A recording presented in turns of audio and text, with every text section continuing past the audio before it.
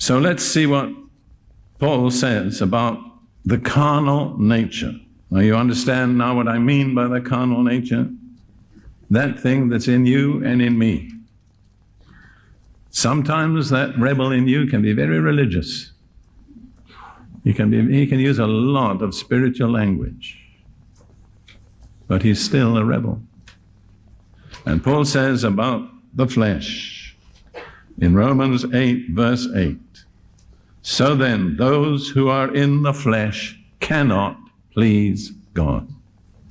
There is nothing you can ever do in your fleshly nature that will ever please God, because you're acting out of rebellion. So God has provided a different way of achieving righteousness, which is not by keeping a set of rules. It's not by being religious. It's by believing. Now, we're so used in the Protestant world to this that we don't realize how amazing that statement is. It's one of the most astonishing statements in the Bible. Let me turn you to Romans 3.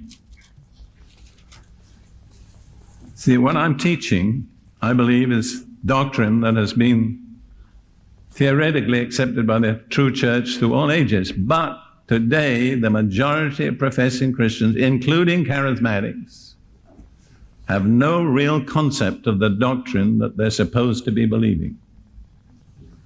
We talk about saved by faith or justified by faith, but we don't know what we're talking about. So in a way, what I'm fighting tonight is ignorance. And I have to say, in a loving way, some of you people are ignorant. Forgive me, but it's true. So in Romans 3, verse 20, and remember the theme of Romans is righteousness.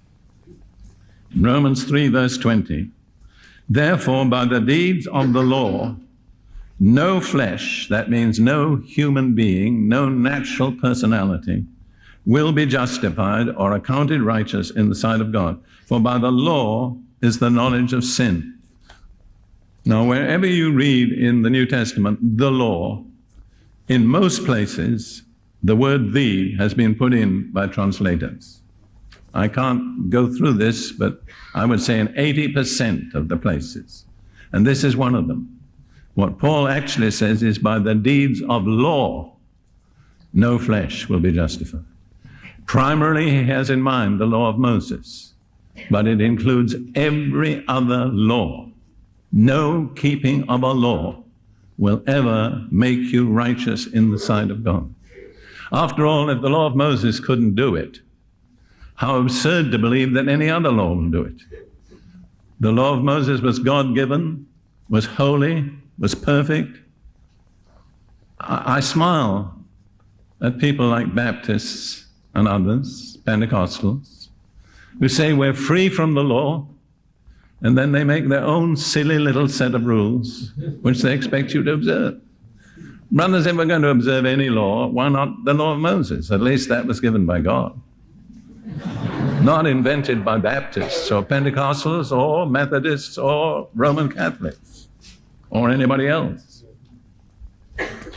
Paul goes on in Romans chapter 3, verses 27 and 28. Where is boasting then? What prompts boasting? What is it that makes us want to boast? In one word, you see what we're dealing with? See the root problem?